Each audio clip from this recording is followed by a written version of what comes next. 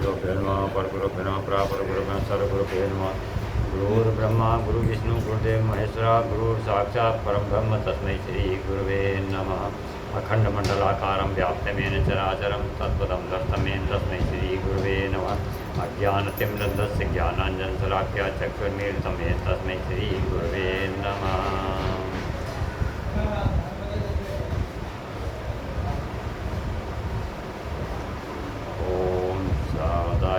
सरस्वती मयादिष्टा वीणापसधारिणीं हंसवान् संहिता विद्यादानं करोतु मे। ओम श्यामलाय नमः सर्वमंगलमंगले शिवे सर्वार्थसाधके शरणं गौरी नारायणी नमोस्तुते। ओम श्री नमः सूरां लक्ष्मीजातवेदुमावा। ओम मंगलम भगवान विष्णु मंगलम गरुड़ध्वज मंगलम पुंडरीकाक्ष मंगलाय तनो हरि। शांताकारं भुजगशयनं पद्मनाभसुरेशं विश्वाधारं गगनसदृशं मेघवर्णशुभांगं लक्ष्मीकान्तं कमलनयनं योगविद्यान्गम्यं वन्दे विष्णुभवहरं सर्वलोकैकनाथं। नीलाम्बुजश्यामलकोमलाङ्गं सीतासमारोपितवामभागं पाणौ महासायकचारिचापं नमामि रामं रघुवंशनाथम्। मनोजभवं मातुल्यवेगं जितेन्द्रियं बुद्धिमतां वरिष्ठं वातात्मजं श्रीराम दूतं शरणं प्रपदे।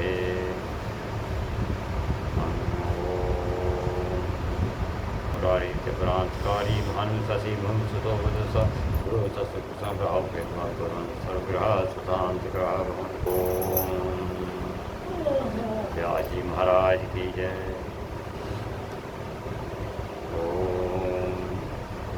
कारविन्दशक्तं ध्यायन्तं नित्यं योगिनः कामदं मोक्षं चैव ओंकारायै नमो नमः।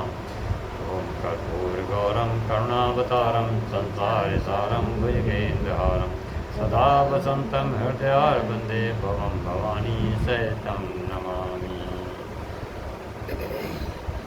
त्वमेव माता च पिता त्वमेव बन्धो च सखा त्वमेव विद्या द्रविणं त्वमेव सर्वं मम देव देव। बोलिए शिव महापुराण की जय। हर हर महादेव। जय जय जय श्री महादेव हर महादेव। उमापति महादेव की जय। सीताराम भगवान की जय। भगवान की जय।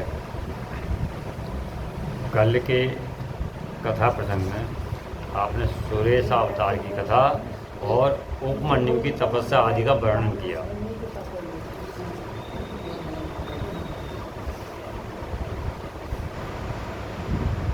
इसके उपरांत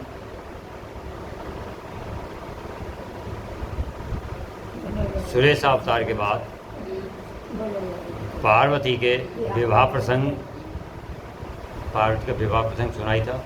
तो उसके बीच में जो कई जटिल क्षण आए थे, नर्तक और द्विज अवतारों की उस समय अवतार हुए थे, द्विजों के अवतार नर्तकों के। फिर अश्वत्थामा अवतार की बात कहकर मतलब ये कथाएँ आई हैं, यहाँ संक्षिप्त कर दी गई, नाम उनका सिर्फ वर्णन कर दिया। और इसके बाद अब आगे की कथा है।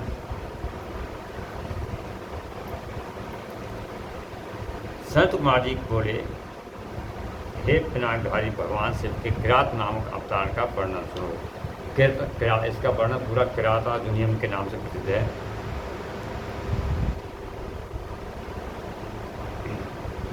उस अवतार में उन्होंने मूक नामक दैत्य का वध और प्रसन्न होकर अर्जुन को वर प्रदान किया था। मूक नामक दैत्य था जिसका वध किया और अर्जुन के लिए वर प्रदान किया था। अब यहाँ पर ये महाभारत कालीन की कथा आई है। ये सभी को मालूम है कि महाभारत के समय युद्ध क्रीड़ा में दुर्योधन ने शकुनी के साथ मिलकर के छल से प्रबंध से पांडवों को 12 वर्ष का वनवास दिया और 1 वर्ष का अज्ञातवास दिया। अज्ञातवास का तात्पर्य यह है कि उन्हें 12 वर्ष तो चाहे जैसे कहीं घूमे कोई देखे, उससे मतलब उसका तात्पर्य होता है कि कोई उस वर्ष उनके लिए कुछ पहचान ना पाए, देख ना पाए। यदि उस 13वें वर्ष में वो पहचान लिए जाते हैं, उनको कोई देख लो पहचान ले, तो पुनः शर्त के अनुसार उसको फिर 12 वर्ष का वनवास और 1 वर्ष का अज्ञातवास उसको भोगना पड़ता है। ये उसकी शर्त थी। तो 12 वर्ष अपने ऐसी समय उस समय वनवास में व्यतीत कर रहे थे पांडव सभी, कभी यहाँ कभी यहाँ, कोई निश्चित तो जगह थी नहीं, बदल रहे थे। तो वनवास के समय में ही वहीं पर उन्होंने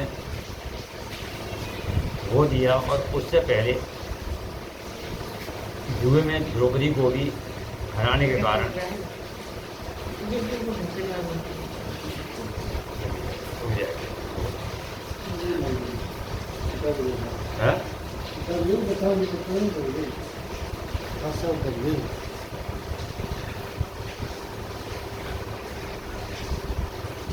तो वहीं वे अपने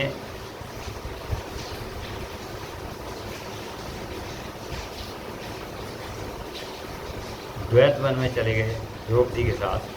जब वो हार गए, पांडव को जीत लिया, द्रौपदी को भी उन्होंने दांव पर लगाया। अंत में सारे इनको हार के जुए में शर्त के अनुसार वो बन के चले गए। वहाँ पर उन्होंने सूर्य देव ने उनके लिए एक बटलोई प्रदान की। बटलोई कहते हैं एक तरह की पतीली या कुछ बर्तन ऐसा, मोटी जाती बटलोई होती है, पतीला जैसा ही लगता बटलोई। उसका एक खास बात ये थी, देखिए पांडवों के लिए सहायक तो सब देवता लोग रहे ही हैं, और सब कोई न किसी के अंशावतार थे। धर्मराज युधिष्ठिर जो थे वो धर्मराज के अंशावतार थे, अर्जुन इंद्र के अंशावतार थे, और भीम पवन देव के, हनुमान उसके माता जी। इसी तरह से नकुल और सहदेव, और कर्ण जो था वो सूर्य से अंशावतार था। तो सभी ये अलग अलग बातें जो है सब किसी न किसी रूप में अवतारे रहे। फिर इनके साथ में स्वयं नारायण रहे हैं पांडवों के पक्ष में, और हनुमान आज सबका आशीर्वाद। इसी प्रकार सूर्य देव की इन्होंने वन में आराधना की है। तो सूर्य देव से इनको बटलोई प्राप्त हुई। उसका ये कार्य था, भोजन बनाने का कार्य द्रौपदी का था, कि चाहे कितने भी व्यक्ति उसमें आ जाएं, उसका भोजन तब तक मतलब वो समाप्त नहीं होता था जब तक परसने वाला उसको खिलाता रहेगा, तब तो चलता रहेगा। और जब अंत में सब आगे का स्वयं भोजन कर लेगा तो उस दिन उसका भोजन समाप्त हो जाएगा। उसके बाद जब अगले दिन का भोजन बनेगा तभी फिर यही क्रम इस तरह चलता है। तो ये बहुत मतलब ये इस तरह क्रम था। तो भरण पोषण उनका अच्छी तरह हो जा रहा था, चल रहा था प्राण, वरना वन में कहाँ से होते। दुर्योधन के सैनिक आदि को लगे रहते थे कि इनको देखो क्या कर रहे हैं हमारे भाई, कैसे रह रहे हैं, भूखे मर रहे हैं कि जी। उसको भी पता चल गया कि इस तरह से बोलना। तो उन्होंने एक बार दुर्वासा जी उनके हस्तिनापुर पहुँच गए, पांडव उनके वहाँ पर। दुर्योधन ने उनका खूब स्वागत सत्कार किया अच्छी तरह। उससे वो प्रसन्न हो गए। प्रसन्न हो गए उन्होंने, जब प्रसन्न हो जाए तो सब कुछ। तो दुर्योधन ने, देखिए द्रौपदी था, उसने कहा था कि देखो आप तो यहाँ पर मुझे दर्शन देती, मेरे भाई घर में भटक गए हैं, तो उन्हें भी दर्शन दे दिया, उन्हें भी दर्शन दो और उनका भी स्वागत सत्कार करो, जैसे मेरा स्वीकार किया उनका भी स्वीकार। हाँ एक बात और है, जब आप वहाँ जाएँ तो इस ऐसे वक्त पर जाएँ जब द्रौपदी भोजन कर चुकी, उस समय पहुँचना। और दुर्वासा के बारे में तो आपको मालूम ही है कि दुर्वासा किस प्रकृति के हैं, बहुत तेज के अंश उत्पन्न हुए हैं। तो रुद्र अंशावधारी थे दुर्वासा। हाँ दुर्वासा, तो ये सबसे क्रोधी थे। तो ठीक है, बस जैसा तुम चाहते हो तुम्हारे भाइयों को भी हम दर्शन देंगे है जो उनके। तो उन्होंने कहा, पांडवों ने स्वागत किया हमने, वो तो ठीक है, बस हमारे 10,000 शिष्य हमारे साथ में हैं, एक आदमी 10,000 शिष्य, और हम नदी पे स्नान करने के लिए जा रहे हैं, और तब तक हमारी फिर भोजन की व्यवस्था करना, मतलब भोजन करके आ रहे हैं, फिर भोजन करेंगे, आगे नदी पे जा रहे हैं, स्नान आदि कराएँ और फिर हमारा आपके यहाँ भोजन। ये सब देख करके वो तो चले गए, कह गए, वो स्नान करने लगे। अब एक आध कुछ समय अब 10,000 लोग से स्नान कर रहे हैं तो कुछ तो समय व्यतीत हो गई, घंटा आधा घंटा जाएगा। इधर पांडव लोग चिंता में पड़ गए कि द्रौपदी भोजन कर चुकी नहीं, उस दिन की बटोरी तो काम अब भोजन कराएगी नहीं किसी को, तो क्या किया जाए।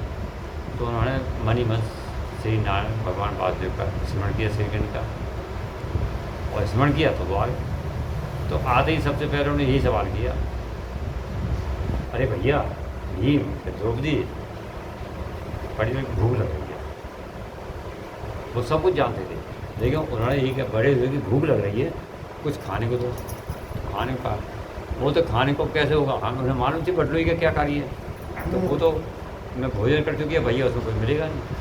अरे मुझे तो लगी तू लेके तो आ, उसको देखाओ कहीं लगे, तो उन्हें बटलोई लाई और देख दाख के कहीं से चादर घुमा फिरा के उसमें आगे देखा क्या उनकी माया थी, उसमें एक साग का कण रह गया लगा हुआ।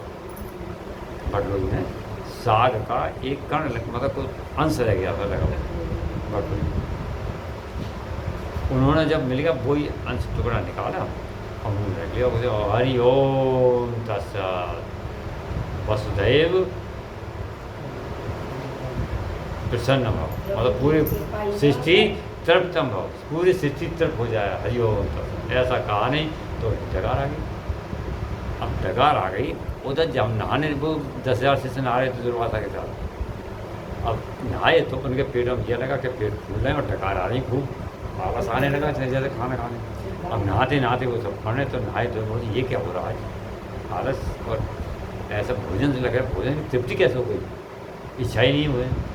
तो दुर्वासा ने कहा ऐसा करो, हम बोल के आए वहाँ पर भोजन करेंगे और भूख है नहीं, और वो भोजन किए बैठे होंगे तो अपमानित होना पड़ेगा, नहीं करेंगे तो भी समस्या है, मतलब आएगी अतिथि सत्कार में। ऐसा करो यहीं से वाट्सअप वहाँ जाओ, यहीं से वापस हो जाओ। तो फिर दुर्वासा और शिष्य वहाँ से गए नहीं उनके पास, वहीं से वापस हो गए।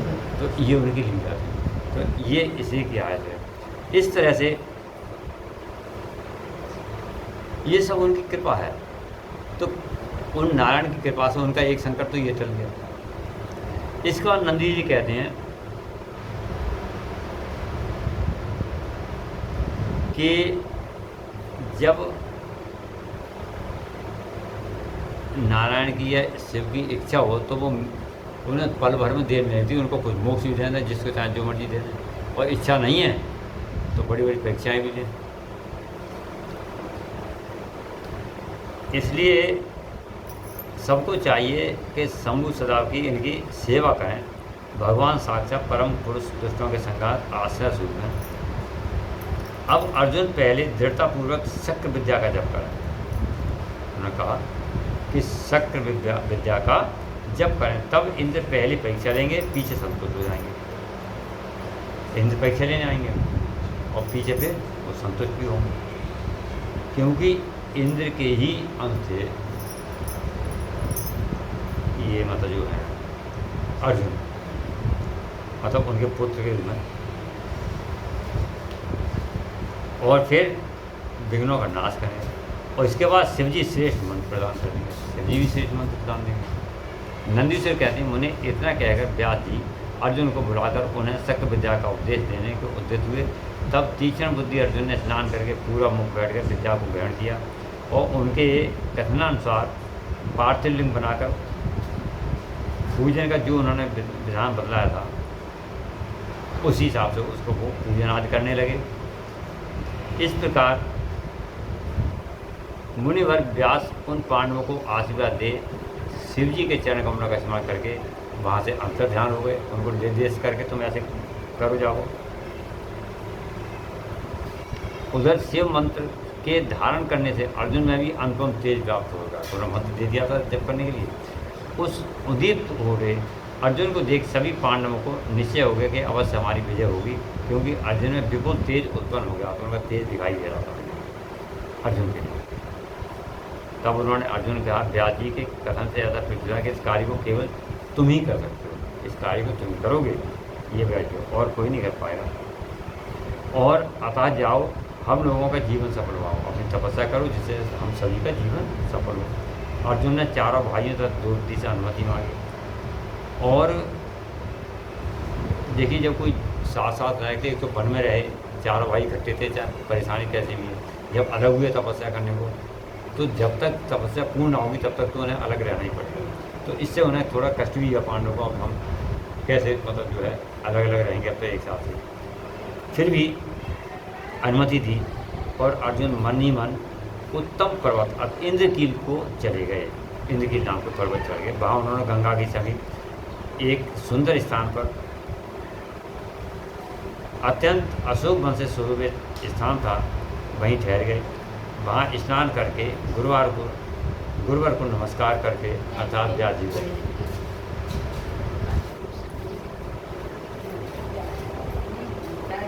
जैसा उन्होंने उन्हें कहा था, निर्देश दिया था व्यास जी ने, वैसा ही उन्होंने अपना भेष बनाया और उसके बाद इंद्रियों को बस में करते हुए आसन लगाकर बैठ गए।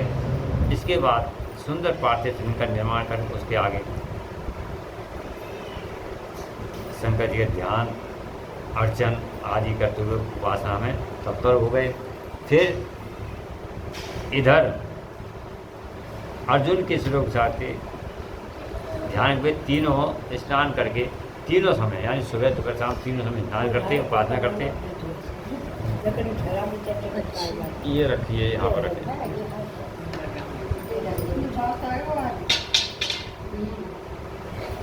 इधर इंद्र के गुप्तचर लगे हुए थे देखने को कि ये करके आ रहे हैं, वो खोज भी कर रहे थे। सोचने लगे ये यहाँ कब आ गया।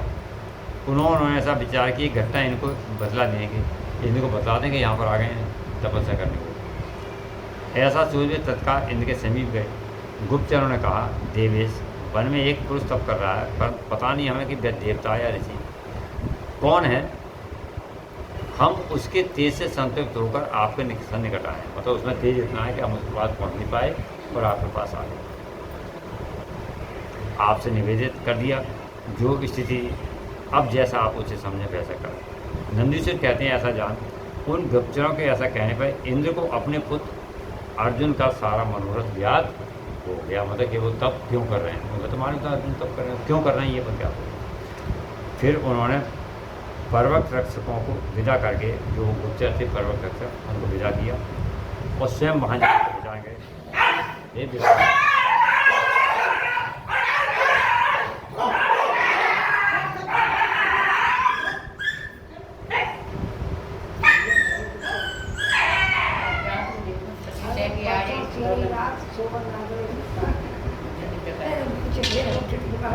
श्री शिवाय नमस्तुभ्यम, श्री शिवाय नमस्तुभ्यम, श्री शिवाय नमस्तुभ्यम। इसके बाद अर्जुन की परीक्षा लेने इंद्र वहाँ ब्राह्मण के बीच रखे आए। उन्हें देख अर्जुन ने उनकी पूजा की। देखिए ब्राह्मण को किसी रूप में आया, चाहे कौन है क्या है, ब्राह्मण को ब्राह्मण के रूप में उसकी पूजा की, अर्चन किया, उनकी स्तुति बोल के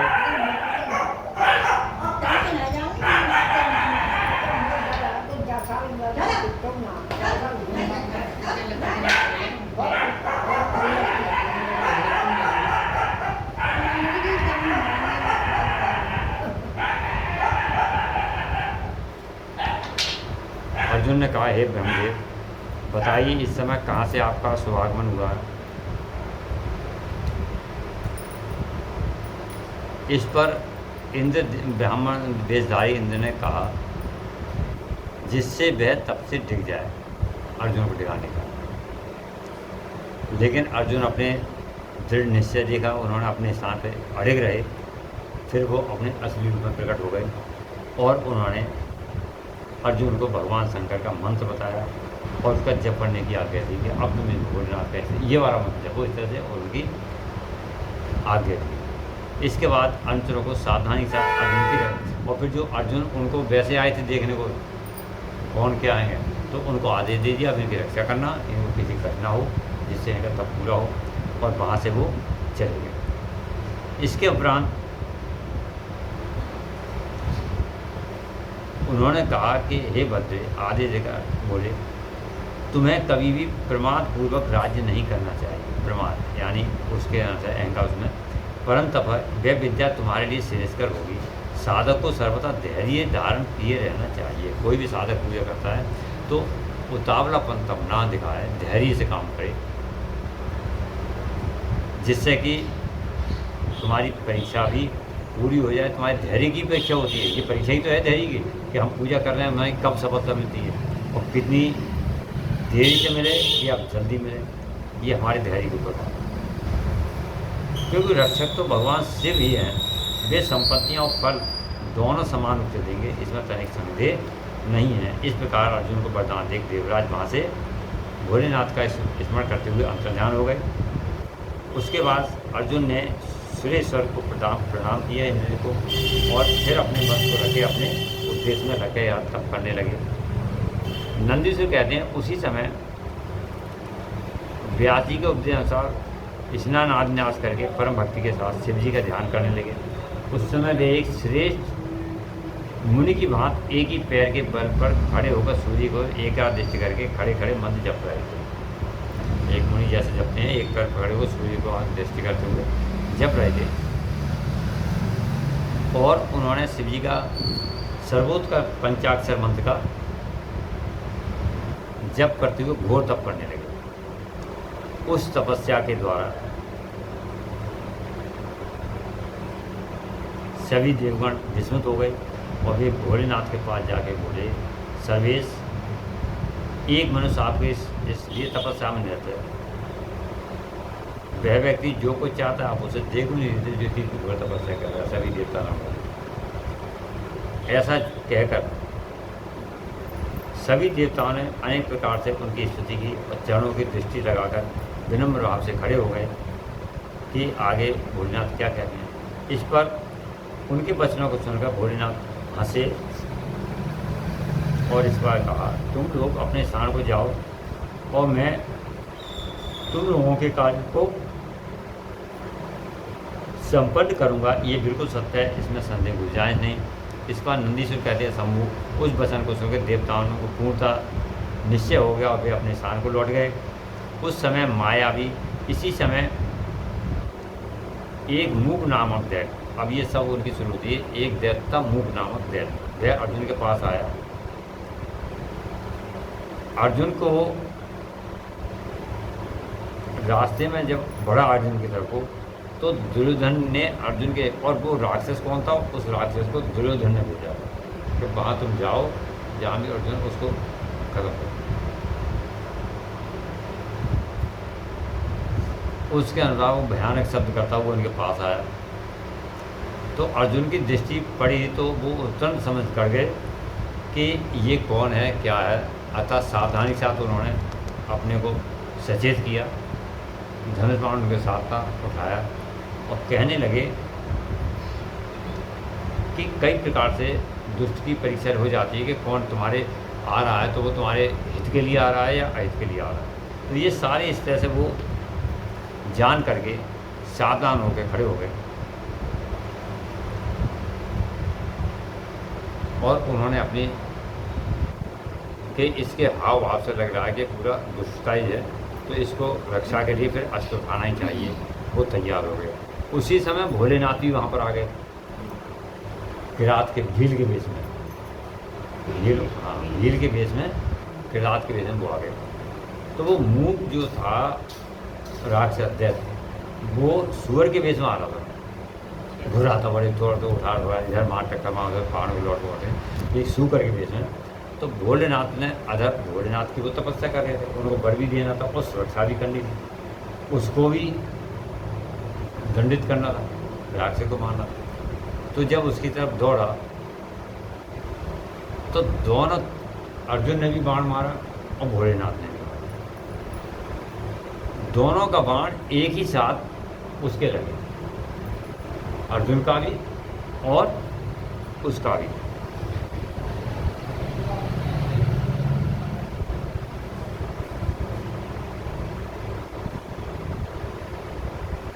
जब एक साथ इस तरह बाण लगा कि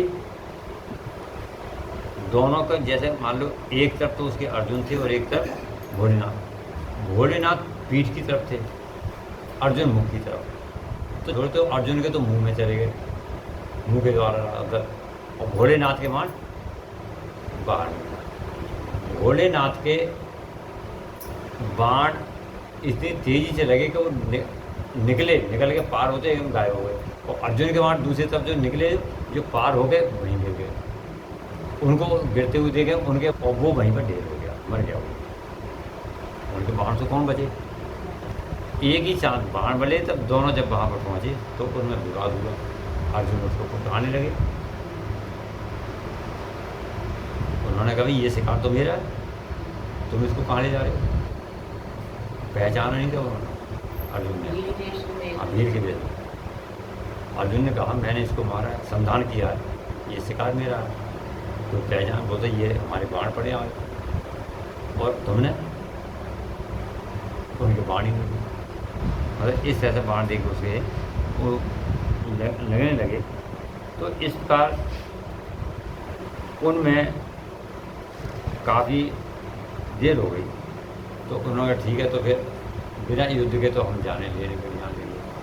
पहले उन्होंने अन्य भेजे, उनके भोलेनाथ अगर बैठे हुए साइड में, उनके तुम जाके इनको ले आओ, जाके समझाओ। वो तो महिमा थी, लीला थी। तात्पर्य ये कि उन्होंने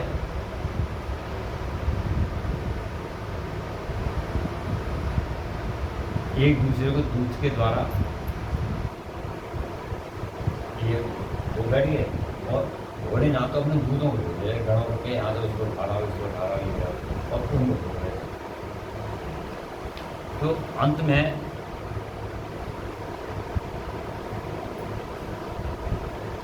जब दोनों तरफ से बाण फाड़ के लिए वहाँ पहुँचे, तो दूतों को लिए जब इस प्रकार जब बोलने लगे और विवाद बढ़ा, नहीं हुआ, भोलेनाथ का भी अंत में युद्ध होता है। और होने के बाद जब वो अर्जुन हारने, तो उन्होंने कहा अच्छा फिर कुछ क्षण ठहरो, कुछ क्षण। उन्होंने भोले अर्जुन का मतलब एक वहीं पूजा करी, उसका उन्होंने फूल चढ़ाए, अर्चन किया भोलेनाथ का। तो जैसे ही फूला चढ़ाए तो वो उन्होंने देखा कि उनके गले में फंस गए। जो फूल वहाँ शिवलिंग पर चढ़ाए थे वो फूल उनके चरणों पहुँच गए, जो माला चढ़ाई उनके गले में पहुँच गए भीज के। जब ऐसा हुआ तो अर्जुन को भान हो गया, वो ये मेरे प्रभु हैं, वो तुरंत उनके पैरों पड़ गया, क्षमाया। तो उन्होंने उनका बल देखा, तपस्या से प्रसन्न हो गए, भोलेनाथ ने फिर उनको दर्शन दिए, उनको आशीर्वाद दिया। और इस प्रकार नंद जी कहते हैं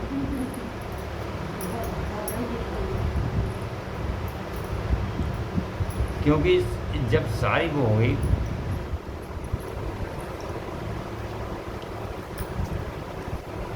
पूरी तरह से उनका वृतांत सुन करके भोलेनाथ सब सुन के जब उन्हें कि हाँ बोल, उनकी तब से प्रसन्न हो गए।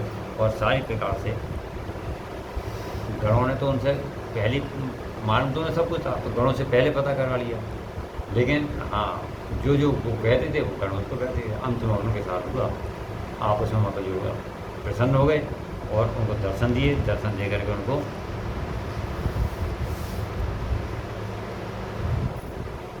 कहा। तो अर्जुन ने उनकी स्तुति की प्रकट सामने। जब तक नहीं मानो तब तो नहीं मानो, जब प्रकट हो गए तो फिर तो भाई वही है।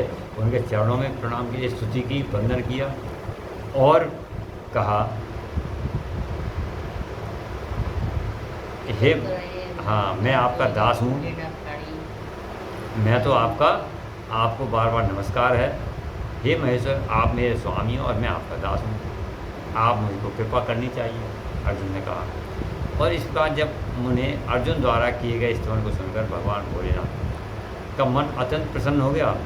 तब भी हंसते हुए पुनः अर्जुन से बोले, हे बस अब अधिक कहने से क्या लाभ, तुम मेरी बात सुनो, जो तुम्हें चाहिए वो वर मांग लो।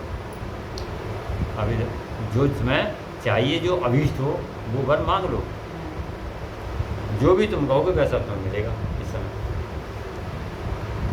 ऐसा कहने पर अर्जुन ने कहा, जो कहा ये सदाशिव आपको बार बार प्रणाम है, और फिर स्तुति किया, नमन किया और फिर अपनी गदगद वाणी में बड़े प्रसन्न चित्त आरंभ किया क्या कहा उनसे, हे विभो, आप तो स्वयं ही अंतर्यामी रूप से सबके अंदर विराजमान हैं, घट घट की जानने वाले हैं, फिर मुझसे क्या कहलवाने हो कि मुझे क्या चाहिए? आप सब कुछ जानते हैं। अब ऐसी दशा में मैं क्या कहूँ कि मुझे क्या चाहिए? फिर भी आप कह रहे हो तो सुनो। जब आप कह रहे हो कि जो भी है तो सुनिए। हे भगवान, आप मुझ पर शत्रुओं द्वारा जो संकट प्राप्त हुआ था, मुझ पर जो शत्रुओं के द्वारा संकट प्राप्त है चल रहा है, वह तो आपके दर्शन से ही विनष्ट हो गया। दुर्योधन ने शत्रु संकट भेजा था, वो मुख राक्षस शुरू कर गए, तो वो तो मारा गया, तो आपके दर्शन से पूरा हो गया वो।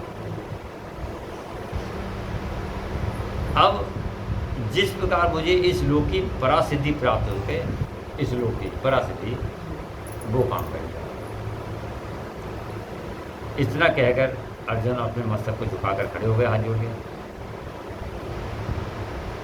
जब स्वामी शिव जी को ज्ञात हो गया कि पांडुपुत्र अर्जुन मेरा अनन्य भक्त है, उन्होंने देख लिया मेरा अनन्य भक्त है, तो ये अतन, हाँ, भोलेनाथ के भक्त हैं, पूरी भक्ति के भक्त हैं। अरे नारायण के भक्त हैं, उनके भक्त एक ही हैं सब। हाँ, तो फिर उन्होंने, महेश्वर ने उन्हें अपने पाशुपत नामक अस्त्र को, जो सर्वथा समस्त प्राणियों के लिए दुर्जय है, अर्जुन को दे दिया। जो पाशुपत अस्त्र था वो भोलेनाथ ने अर्जुन को दिया तपस्या में। ये अगर जिसमें चला दोगे सबका, कोई तुम्हारे आगे से आगे रुक नहीं सकेगा। और बोले, वत्स, मैंने तुम्हें अपना महान अस्त्र दे दिया, इसे धारण करने से अब तुम समस्त शत्रुओं के लिए अजय हो जाओ, कोई शत्रु तुम्हें जीत नहीं पाएगा। जाओ, विजय लाभ करो। साथ ही मैं श्री कृष्ण से भी कहूँगा, भोलेनाथ कह रहे हैं, मैं श्री कृष्ण से भी कहूँगा, वे तुम्हारी सहायता करेंगे। सहायता तो पहले ही कर रहे थे, क्यों, अंश तो सब वही है, तो मैं भी कहूँगा कि तुम उनकी सहायता करें। मेरे, क्योंकि श्री कृष्ण मेरे आत्मस्वरूप हैं, भक्त और मेरा कार्य करने वाले हैं। जो मैं कहता हूँ वो कर्म स्वरूप है, यानी हम दोनों आत्मा एक ही हैं। हे भारत, मेरे प्रभाव से तुम निष्कंटक राज्य को भोगोगे और अपने भाई युधिष्ठिर से सर्वदा नाना प्रकार के धर्म कार्य कराते रहो अपने भाई से। ऐसा कहकर भोलेनाथ ने अर्जुन के मस्तक पर अपना हस्त रखा और अर्जुन द्वारा पूजित हो गए, श्रीमान हो गए। इससे अर्जुन का मन अत्यंत प्रसन्न हुआ और इस प्रकार अपने उद्देश्य की सफलता पाकर अर्जुन अपने उस स्थान को लौटाए जहाँ उनके भाई प्रतीक्षा कर रहे थे।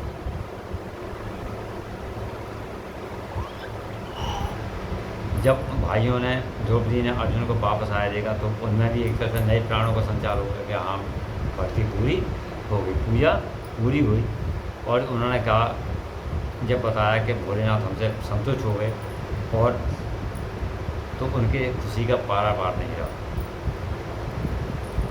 इस तरह उनके आश्रम में महामनुष्य पांडवों को भला करने के लिए चंदन युक्त पुष्पों की वृष्टि होने लगी। उस समय फूलों की वृष्टि हुई और तब उन्होंने हाथ पूरे संपत्ति दाता कल्याणकर्ता शिव को नमस्कार किया और 13 वर्ष की अवधि समाप्त को हुई जानकर ये निश्चय किए कि अवश्य हमारी विजय हुई।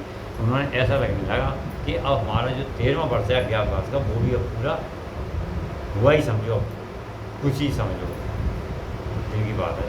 और भोलेनाथ का आशीर्वाद मिल गया तो हमारा कार्य पूरा ही समझो, अर्थात हमारी विजय युद्ध में होगी। इस तरह, और जब श्री कृष्ण को पता चला कि अर्जुन लौट कर आ गए, मतलब तब से लौट कर आ गए हैं, तो वह भी ये समाचार सुनकर उन्हें बड़ा सुख मिला और अर्जुन से मिलने के लिए वो भी वहाँ पर आ गए और कहने लगे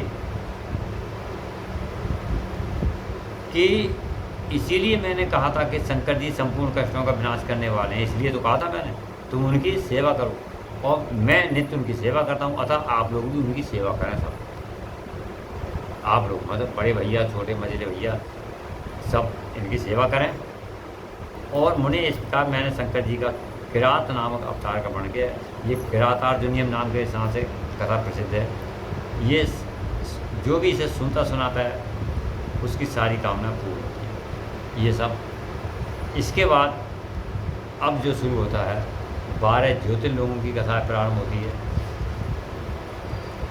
तो इसमें जो है नंदीश्वर कहते हैं, इस बार अब सर्वव्यापी भगवान शंकर के 12 अन्य ज्योतिर्लिंग रूपी अवतारों का वर्णन शुरू करो, जो अनेक उनके नाम हैं। सौराष्ट्र में सोमनाथ, शैल पर पर्वत मल्लिकार्जुन, उज्जैनी में महाकाल, ओमकार में अमृतसर, हिमाचल पर केदार, डाकनी में भीमशंकर, काशी में विश्वनाथ, गौतमी के तट पर त्र्यंबकेश्वर, चिताभूमि में वैद्यनाथ, दारुकवन में नागेश्वर, सेतुबंध पर रामेश्वर और शिवालय में घुसमेश्वर।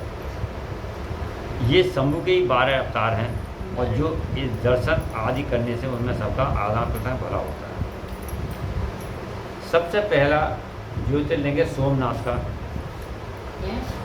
सोमनाथ महाराज ये नंबर 1 पर आता है प्रथम। ये चंद्रमा के दुख का विनाश करने वाला, सोम कहते हैं चंद्रमा, सोम कहते हैं चंद्रमा के लिए। ये आपके इसमें 12 ज्योतिर्लिंग दिखाए गए हैं, देख सकते हैं आप। इस तरह का ये ज्योतिर्लिंग है, आप देखिए। ये सोमनाथ का है पहला, सोमनाथ। और दूसरा ज्योतिर्लिंग है हमारा ये मल्लिकार्जुन है। इसके बाद तीसरा ज्योतिर्लिंग जो है श्री महाकालेश्वर है, उज्जैन में। इसके बाद चौथा है श्री ओमकारेश्वर, ये अमलेश्वर भी कहा जाता है ये ज्योतिर्लिंग। पांचवा ज्योतिर्लिंग जो है आपका केदारनाथ है, केदारनाथ धाम, बद्रीनाथ केदारनाथ, केदार धाम। और इसके बाद है श्री भीमेश्वर ज्योतिर्लिंग। इसके उपरांत श्री विश्वेश्वर 7वां ज्योतिर्लिंग है। 8वां श्री त्र्यंबकेश्वर ज्योतिर्लिंग। 9वां वैद्यनाथ और वैद्यनाथ धाम। 10वां श्री नागेश्वर। 11वां सेतुबंध रामेश्वर दक्षिण में सर। और 12वां है श्री घुसमेश्वर अंतिम। वहाँ तो जो नाम बता रहे वहाँ तो अंदर आप समझिए कि इनके पूजन करने से 6 और कुष्ठ आदियों का, सबसे पहले चंद्रमा का है जिससे दुख का विनाश होता है। इनका पूजन करने से 6 कुष्ठ आदियों का नाश हो जाता है। ये सोमेश्वर नामक शिवता सौराष्ट्र नामक प्रांत में है। और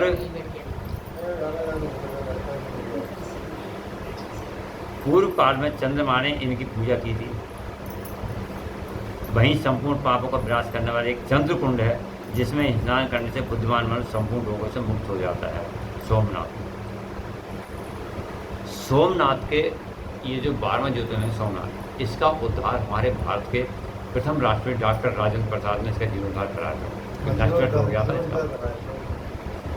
इसका जीर्णोद्धार हमारे भारत के प्रथम राष्ट्रपति डॉक्टर राजेंद्र प्रसाद ने कराया था। जैसे कि अब हमारे रामलला का उद्धार हुआ है अयोध्या में, वर्तमान में ये सबके सामने है, लेकिन वो बहुत पुरानी बात है। तो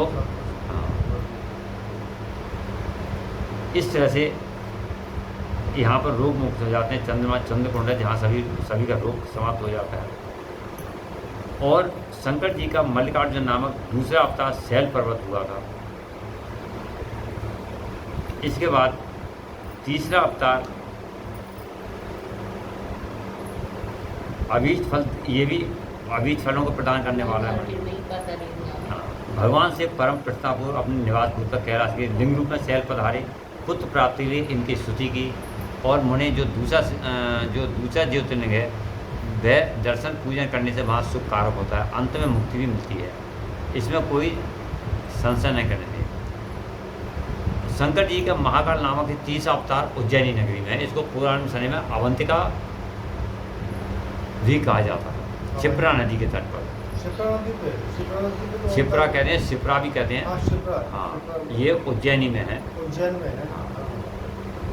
वहीं पर ये भक्तों की रक्षा करने वाला है। एक बार रतनमाल निवासी दूसरा नामक असुर जो दैविक वैदिक धर्म का विनाशक विप्रद्रोही सबको नष्ट करने वाला था, उज्जैनी में जा पहुँचा। असुर तो असुर ही है, तो पहुँचा तब वेद नामक ब्राह्मण के पुत्र ने शिव जी का ध्यान किया और फिर शंकर जी ने तुरंत उसको वहीं प्रकट होकर एक ही हुंकार से उस असुर को भस्म कर दिया। हुम की ध्वनि करी, उससे उसका भस्म कर दिया। तत्पश्चात अपने भक्तों को का सप्ताह पालन करने वाले शिव देवताओं को प्रार्थना करने पर महाकाल के रूप में ज्योतिर्लिंग में वहीं पर अवस्थित हो गए। इन महाकाल नामक लिंग का दर्शन पूजन करने से मनुष्य की सारी कामना पूर्ण हो जाती है और अंत में उसे परम गति प्राप्त होती है। परम आत्मबल से संपन्न परमेश्वर शंभु ने भक्तों को अभीष्ट फल प्रदान करने वाला ओमकार नामक चौथा अवतार दान किया। ये ओमकारेश्वर है, ये विंध्यगिरी पर्वत पे है और भक्तिपूर्वक विधि विधान से शिव जी का पार्थिव लिंग स्थापित किया। उसी लिंग से विंध्य का मनोरथ पूर्ण करने वाला महादेव प्रकट हुए। तब देवताओं की प्रार्थना करने हुए भुक्ति मुक्ति प्रदाता भगवान लिंग रूपी शंकर वहाँ 2 रूपों में विभक्त हो गए। विंध्य वाला ये चौथे मुनि से, उनमें एक भाग ओमकार में ओमकारेश्वर नामक उत्तम लिंग के रूप में प्रसिद्ध हुआ और दूसरा पार्थिव लिंग परमेश्वर नाम से प्रसिद्ध हुआ। 2 भागों में बता रहा है, एक ओमकारेश्वर में ओमकार नाम से और दूसरा परमेश्वर नाम से। मुने इन दोनों में जिस किसी का भी दर्शन पूजन किया जाए उसे भक्तों की अभिलाषा पूर्ण करना समझना चाहिए। इस प्रकार दोनों महादिव्य ज्योतिर्लिंग का वर्णन सुना। परमात्मा शिव के 5वें अवतार का नाम है केदारेश।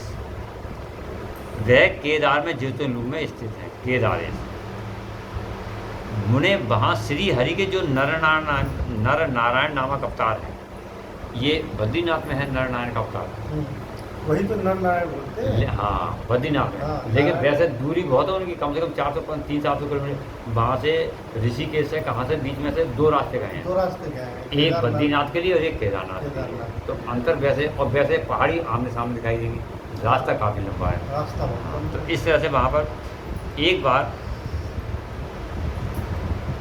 नर नारायण नाम के अवतार हैं। उनके प्रार्थना करने पर शिवजी हिमगिरी के केदार शिखर पर स्थित हो गए। उन्होंने भोलेनाथ का चिंतन किया हुआ, तो उन्होंने प्रार्थना की तो भी केदार हिमगिरी शिखर पर स्थित हो गए। हिमगिरी जिसको आप केदार कह लो, केदारखंड, जो उसकी लिंग की नित्य पूजा करते हैं, वहाँ शंभु दर्शन पूजन करने वाले भक्तों को अभीष्ट प्रदान करते हैं। वे सर्वेश्वर होते भी शिव इस खंड के विशेष स्वरूप से स्वामी हैं। केदार खंड के शिव जी का ये अवतार संपूर्ण अभिष्टों को प्रदान करने वाला है। महाप्रभु के 6ठे अवतार का नाम भीम शंकर है।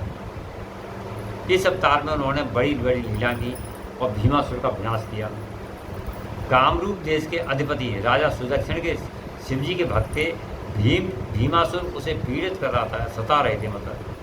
तब भोलेनाथ ने उसको उनके दुख को दूर करने के लिए असुर का वध किया और उनकी रक्षा की। और फिर वहीं सुदक्षिण की प्रार्थना करने पर स्वयं शंकर जी डाकनी में भीम शंकर माता एक क्षेत्र है, डाकनी क्षेत्र, उसमें वहाँ पर भीम शंकर के नाम से स्थित हो गए। भीम शंकर तो समय भीम शंकर उसके माँ को होता है। ये समस्त ब्रह्मांड स्वरूप भोग मोक्ष का प्रदाता है। 7वां अवतार काशी में हुआ, जिसे विश्वनाथ कहा जाता है। मुक्तिदाता सिद्ध स्वरूप स्वयं भगवान शंकर अपनी पूरी काशी में ज्योतिर्लिंग में स्थित है। काशी भी उनकी बसाई हुई है और उसी में वो स्वयं वहाँ स्थित हैं। विष्णु आज सभी देवता कैलाशपति शिव और भैरव नित्य उनकी पूजा करते हैं। भैरव काशी के कोतवाल हैं, निरंतर सेवा में रहते हैं और नारायण आदि महिम की पूजा भी करते हैं। काशी विश्वनाथ के भक्त हैं और नित्य उनके नामों का जप करते रहते हैं। अगर शिव का जो त्र्यंबक नाम का 8वां अवतार है, ये गौतम ऋषि के प्रार्थना करने पर गौतमी नदी के तट पर हुआ। गौतम की प्रार्थना से उन मुनि को प्रसन्न करने के लिए शंकर जी प्रेम पूर्वक ज्योतिर्लिंग में वहीं पर स्थापित हो गया। अहो, उन महेश्वर का दर्शन और स्पर्श करने से सारी कामनाएं भी सिद्ध हो जाती हैं, तत्पश्चात मुक्ति मिलती है। शिव जी के अनुग्रह से शंकर प्रिया परम पावनी गंगा गौतम के स्नेह बस वहाँ गौतमी नाम से, जो गंगा थी वहाँ गौतमी नाम से प्रसिद्धि पाई उन्होंने गौतम के नाम से। 9वां अवतार वैद्यनाथ नाम से है, वैद्यनाथ धाम। इस अवतार में बहुत सी विचित्र लीलाएं करने वाले भगवान शंकर रावण के लिए आविर्भूत हुए। रावण लेके आ रहा था वहाँ पर, इसके लिए लाया था रावण हाँ ये कैलाश से। कैलाश से। तो इसमें बीच में कथा आती है, ये जब कथाएं आएंगी उसमें तो सारी महिमाती गणेश जी को पता चला, नारायण को पता चला, अगर ये भोलेनाथ ने तो कह दिया चलो हम चल रहे हैं, और ये वहाँ पहुँच गए तो सारा काम बना बनाया, इसलिए इनको वहाँ ना पहुँचने तो ऐसा व्यवस्था करनी चाहिए। दोनों का सही है। तात्पर्य ये है कि रावण को वहीं पर स्थापित करना पड़ा और आगे वो नहीं ले जाए, इसलिए वैद्यनाथ धाम कह रहा है, जो चिता भूमि में प्रतिष्ठित हो गए।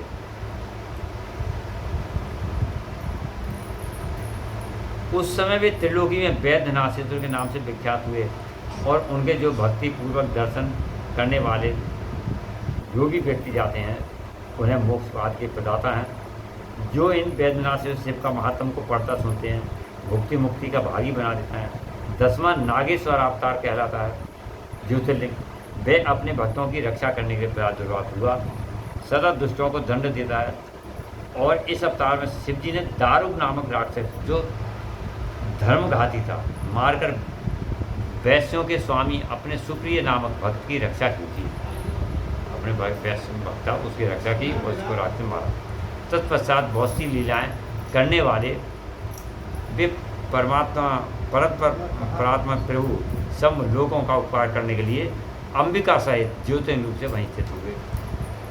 हे मुनि, नागेश्वर नामक शिवलिंग का दर्शन तथा अर्चन करने से राशि के राशि महान पातक तुरंत नष्ट हो जाते हैं, चाहे कितनी बड़ी हमारे पातक हों पाप हों वो सब नष्ट हो जाते हैं। हे मुनि, शिव जी का 11वां अवतार रामेश्वर कहलाता है। तो अधिकतर राम अन्य के बारे में जाने कोई न जाने के रामेश्वर के बारे में तो सभी जानते हैं, जिसे स्वयं प्रभु राम ने स्थापित किया था।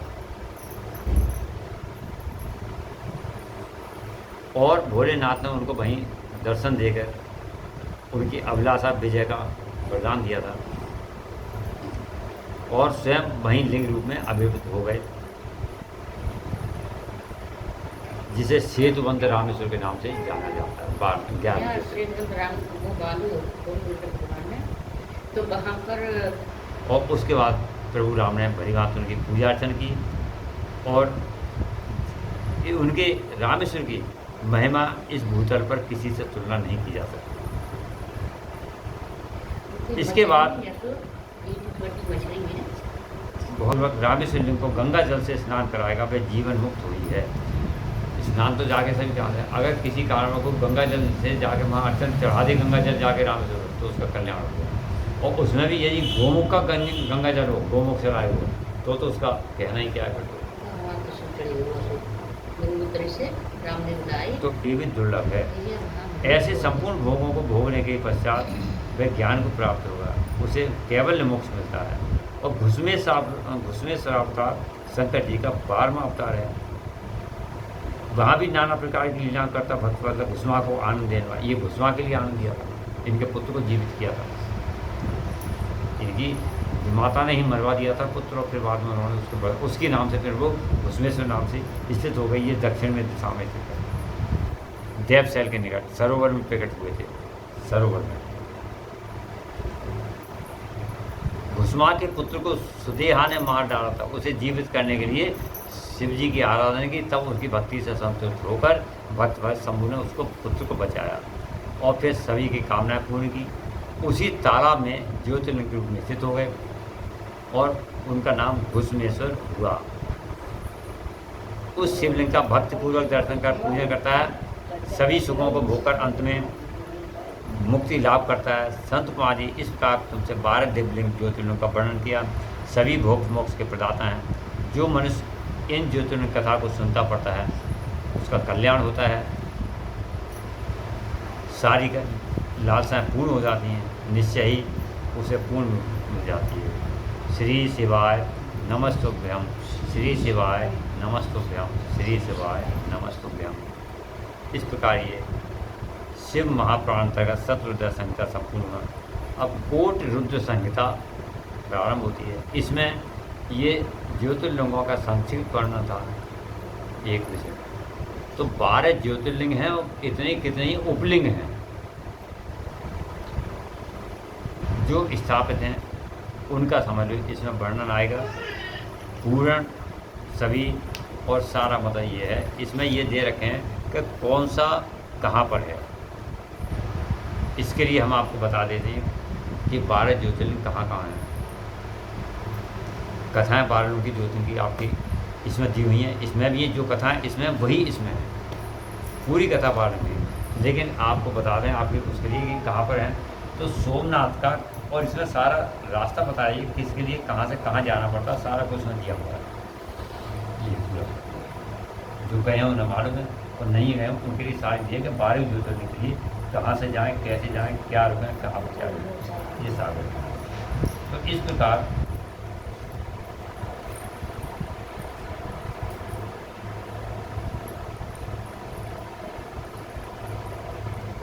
कोट संख्या इसका वर्णन है। उनके दर्शन किया, 12 ज्योतिर्लिंग उपलिंग वर्णन किया।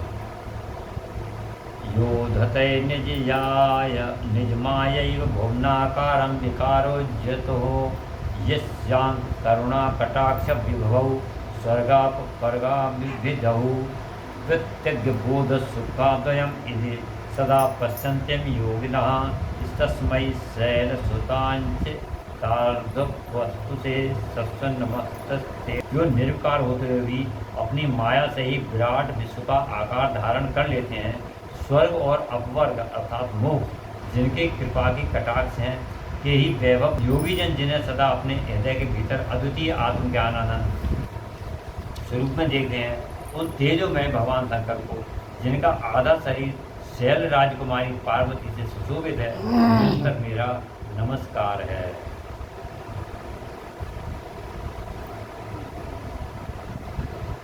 कृपा ललित वीक्षणं स्मित मनोज्ञवक्त्राम्बुजं शशांक कलयोज्वलं समित घोरतापत्रयं करोति किमपि स्फुरत् परमैक परम सौख्य सच्चिद्रुपुः भार सुतां भुजोज्वलितं महोमंगलम। जिसकी कृपा पूर्ण चितवन बड़ी ही सुंदर है, जिसका मुखारबिंद मंद मुस्कान की छटा से अत्यंत मनोहर दिखाई देता है, जो चंद्रमा की कला से परम उज्ज्वल हैं, जो आध्यात्मिक आज तीनों तापों को शांत कर देने में समर्थ हैं, जिनका स्वरूप सच्चिन्मय एवं परमानंद स्वरूप से प्रकाशित होता है, जो गिरजानंदिनी पार्वती के भुज पास से अवदेश स्थित हैं, आवेश स्थित हैं, वह शिव नामक कोई अनिर्वचनीय तेज पुंज सबका मंगल करे।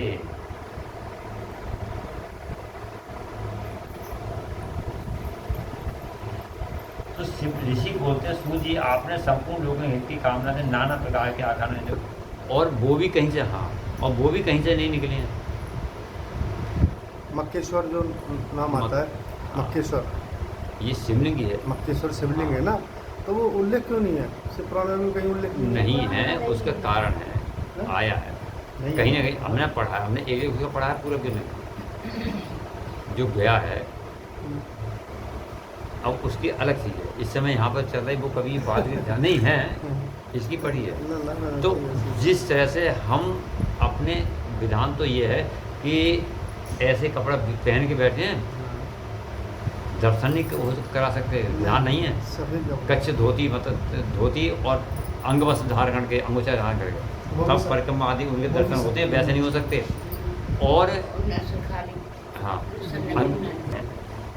ठीक है, तो वहाँ पर उनकी सारी की सारी व्यवस्था करती है। ये अभी नाम आपके आए ही थे कि कौन सकते हैं, कहाँ पर है, 12 जितने नाम आ गए हैं, सब प्लेटफॉर्म में। और किस लिंग में क्या विशेषता है ये भी बताई गई है। और इसके साथ मनुष्य मतलब जो जिसका मनोरथ होता है, जो इच्छा होती है, उसको रखकर जिन 12 नामों का पाठ कर लेंगे, 12 नामों को उच्चारण कर लेंगे, तो समझ लो उनका काम सुनने से ही उसके मनोरथ पूरे हो जाएंगे। 12 नाम हैं। सौराष्ट्र में सोमनाथ, शैल पर्वत पर मल्लिकार्जुन, उज्जैनी में महाकाल, ओमकार तीर्थ में परमेश्वर, हिमालय के शिखर पर केदारेश्वर, डाकनी में भीमशंकर, वाराणसी में विश्वनाथ, गोदावरी के तट पर त्र्यंबकेश्वर, सीताभूमि में बैद्यनाथ, दारुकवन में नागेश्वर, सेतुबंध में रामेश्वर और शिवालय में घुसमेश्वर। ये स्मरण है। ये 12 नाम अगर पूरा नहीं होता, इनके नाम प्रतिदिन जपो तो समझ लो उतना ही आता है।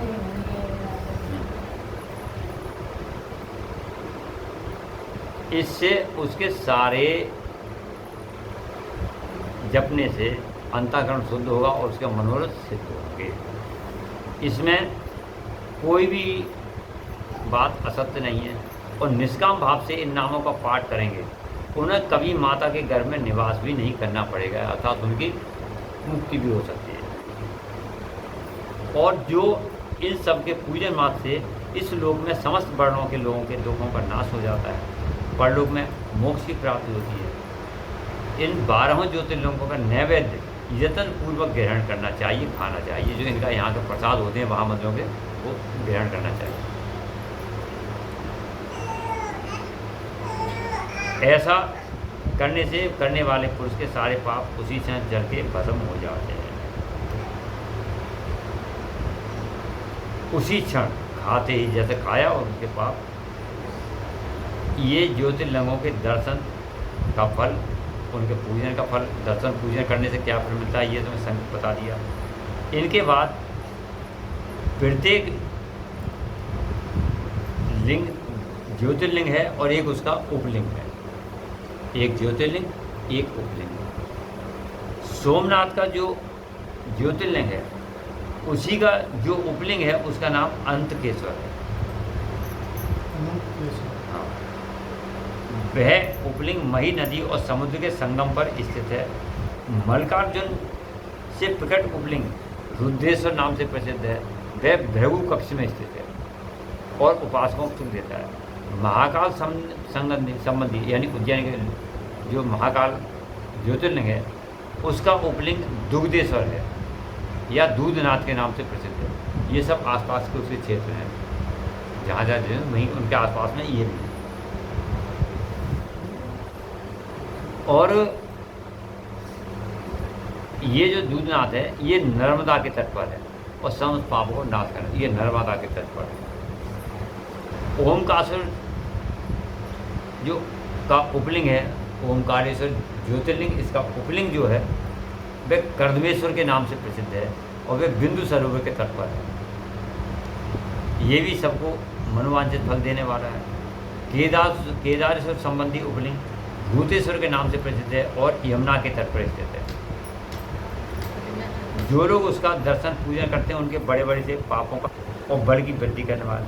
नागेश्वर ज्योतिर्लिंग जो है उसका उपलिंग भूतेश्वरी है, उसका भी उपलिंग भूतेश्वरी है। वह मल्लिका सरस्वती के तट पर स्थित है। जहाँ मल्लिकार्जुन है वहीं उसके सरस्वती का निवास है, वहाँ पर उसके तट पर स्थित है। उसके दर्शन से भी सभी पाप को नष्ट होते हैं। रामेश्वर से प्रकट हुए उपलिंग को गुप्तेश्वर या घुसमेश्वर से प्रकट हुए उपलिंग को व्याघ्रेश्वर कहा जाता है। जो रामेश्वर ज्योतिर्लिंग है उसका उपलिंग को गुप्तेश्वर और घुसमेश्वर से प्रकट हुए उपलिंग को व्याघ्रेश्वर कहा जाता है। इस प्रकार यहाँ मैंने ज्योतिर्लिंगों के उपलिंगों का परिचय दिया।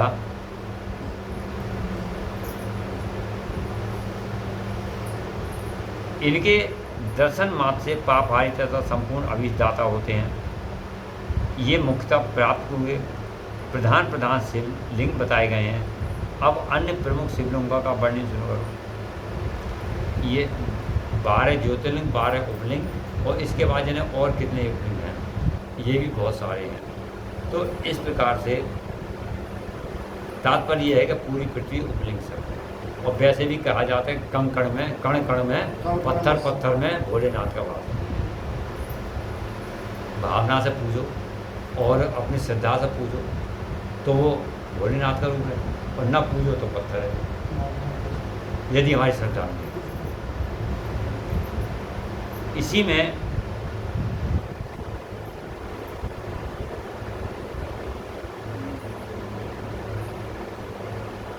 ये कथाएं चलती हैं कि वैसे तो काशी में जो शिवलिंग है, पीछे वर्णन आई चुका है, कई वर्णन है। बाबा विश्वनाथ का तो मुख्य है ही, उसके अलावा शुक्रेश्वर है, कृतवासेश्वर है, कुंदकेश्वर हैं, और भी कई मतलब जो व्याघ्रेश्वर हैं। ये जो स्वयं जहाँ भोलेनाथ उन्हें समा गए हैं उनके में। शुक्रेश्वर जहाँ शुक्राचार्य ने तपस्या की, कुंदकेश्वर जहाँ माता पार्वती ने घेन से उस राक्षस का वध किया व्याघ्र का, तो उनके यहाँ से वो समा गए। तो ऐसे कई जो मतलब कई हैं ऐसे जो मुख्य हैं। अब यहाँ पर ये दे रहे हैं, सूजी कहते हैं मुंसरो। गंगा जी के तट पर मुक्तदायिनी काशीपुरी सुप्रसिद्ध है। काशी कहाँ है? गंगा के तट पर। गंगा कहीं भी हमारी पूर्व पश्चिम बह रही है। गंगा वहाँ क्या है? पश्चिम से पूर्व की ओर। काशी में गंगा का भाव हो जाता है उत्तर से दक्षिण को, और जैसे चंद्राकार में हो जाती है इस तरह। चंद्राकार में काशी का भाव, उसका गंगा का भाव चंद्राकार में है काशी, जैसे कि उसके चारों तरफ गंगा का धुआं ले लिया आकार। वह भगवान शिव की निवास स्थली मानी गई है। शिवलिंग उसको तो पूरा ये समझो काशी शिवलिंग में ही है, पूरी काशी शिवलिंग ही है। जहाँ बैठ जाओ पूजा कर लो वो शिवलिंग की पूजा होती है। इतना कहेगा सूजी ने काशी के। अब ये देखो वही फिर बात है, हमने बताया काशी के अविमुक्त क्षेत्र कृतवासेश्वर, जहाँ गजासुर का अंत किया था, उसका मतलब जो खाल को ओढ़ लिया था, कृतवासेश्वर। तिलभांडेश्वर, दशाश्वमेध आदि और गंगा सागर आदि के संगमेश्वर, भूतेश्वर, नारीश्वर, बटुकेश्वर, पूरेश्वर, सिद्धनाथेश्वर, दूरेश्वर, संगेश्वर, वैद्यनाथ, जपेश्वर, गोपेश्वर, रंगेश्वर, वामेश्वर, नागेश, कामेश, विमलेश्वर, प्रयाग के ब्रह्मेश्वर, सोमेश्वर, भारद्वेश्वर, सूर्यटंकेश्वर, माधवेश तथा अयोध्या के नागेश आदि अनेक प्रसिद्ध शिवलिंगों का वर्णन अतिश्वर की कथा में प्रसिद्ध में ही बताया गया है। अतिश्वर ने इतने वर्णन किए हैं कथा में। ये सब उसी क्षेत्र के हैं। काशी बनारस की है, वहीं प्रयाग है, और वहीं थोड़ी सी अयोध्या है, मतलब आगे पीछे थोड़ी 100-200, तो उस क्षेत्र, ये उस क्षेत्र के हैं सब।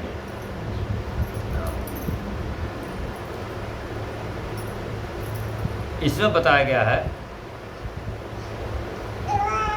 कि अत्रि की पत्नी अनुसुईया पर कृपा करके गंगा जी वहाँ पर पधारे, उनके आश्रम में। गंगा जी, अत्रि मुनि के आश्रम पर गंगा जी आई। अनुसुईया ने गंगा जी से सदा वहाँ निवास करने के लिए प्रार्थना की कि आप यहाँ पर हमेशा के लिए विराजित हो जाओ। अनुसुईया ने प्रार्थना की। तो गंगा जी ने कहा, अनुसुईया, यदि तुम 1 वर्ष तक की हुई शंकर जी की पूजा और पति सेवा से फल मुझे दे दो। अनुसुईया बहुत बड़ी पतिव्रता थी, त्रिदेवों को बच्चे रूप में परिवर्तन कर दिया, और बड़ी क्या होगी। अनुसुईया ने, तीनों देवता पल्लम जलाए थे। हाँ, आप ये देखो, अत्रि मुनि का और अनुसुईया का विवाह हुआ भी नहीं था। पिता ने मात्र उनको गुण संपन्न जाने का दान कर दिया था कि जाओ, मैंने तुम्हारे लिए पाणी ग्रहण उनके साथ कर दिया, संकल्प ले लिया। तो अनुसुईया वहीं ऋषि के पास पहुंच गई। उन आश्रम में ऋषि पूजा कर रहे थे। उन्होंने कहा, आप यहाँ कैसे आए? उन्होंने बताया, मेरे पिता ने आपके लिए संकल्प करके पाणी ग्रहण कर दिया, मतलब दान में दे दिया, मतलब संकल्प कर दिया कि तुम उनके रहो।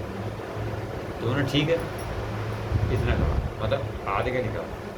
उन्होंने कहा, ऐसा चलो बात करते हैं, तो ऐसा करो, वहाँ से जाके जल ले आओ, मेरे पूजा का समय हो रहा है, उसके बाद बातचीत करेंगे, तो जल ले आओ जाके। वो जल लेने गई, और जल का जो भी मटका लोटा कुछ भी होगा जल लेके आई। तो जब तक वो जल लेके आई और वहाँ उनकी कुटी या जो भी आश्रम हो, कुछ भी हो, उनके बाहर वो पहुँची, इतनी देर में वो ध्यानस्थ हो गए, पहुँच नहीं पाई उनके बाहर। अत्रि मुनि ध्यानस्थ हो गए। तो 12 वर्ष तक वो ध्यान में रहे, और वो वहीं के वहीं जल लेके ऐसी खड़ी रही, मतलब जिस हाथ में उसी तौर पे खड़ी नहीं अपने स्थान पर। 12 वर्ष वो ध्यान में रहे, और 12 वर्ष वो परीक्षा करती रही।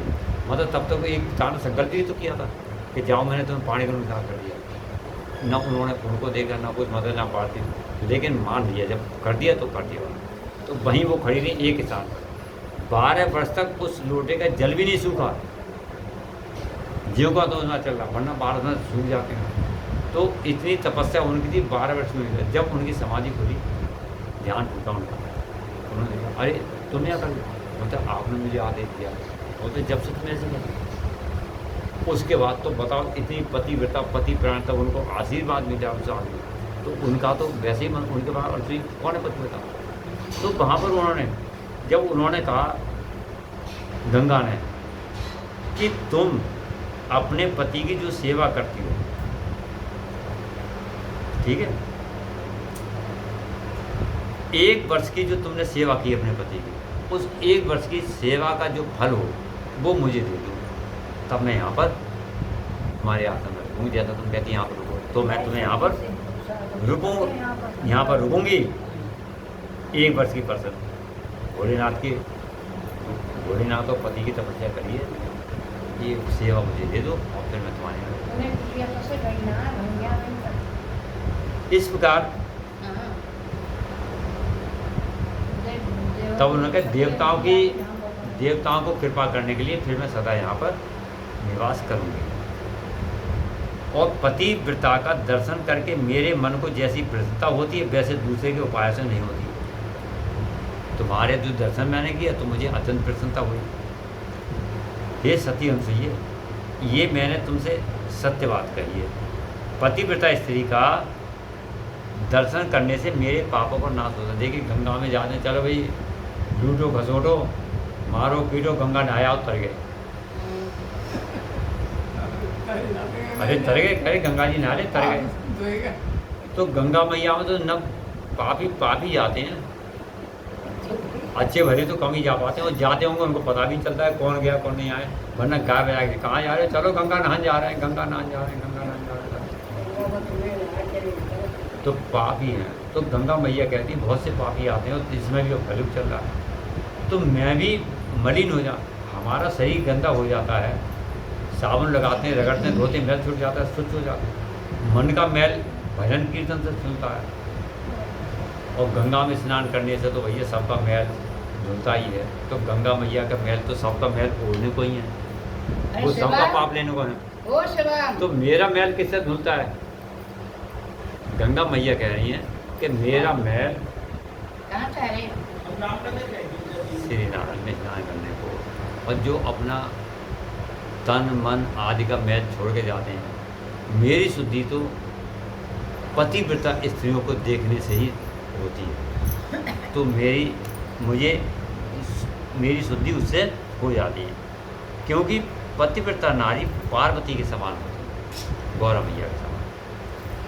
अतः यदि तुम जगत का कल्याण करना चाहती हो कि मैं यहाँ रहूँ और लोकहित के लिए मेरी मांगी हुई वस्तु मुझे देती हो, तो मैं अवश्य यहाँ छूट, और लोकहित के लिए जो मैंने मांगा है तो मुझे दे दो, मतलब मेरी भी शुद्धि हो जाएगी कल्याण से, और मैं तुम्हारे, और जो तुम मांग रही हो कि मैं यहाँ हूँ तो मैं भी यहाँ जाऊँ, दोनों का ही कल्याण हो जाएगा।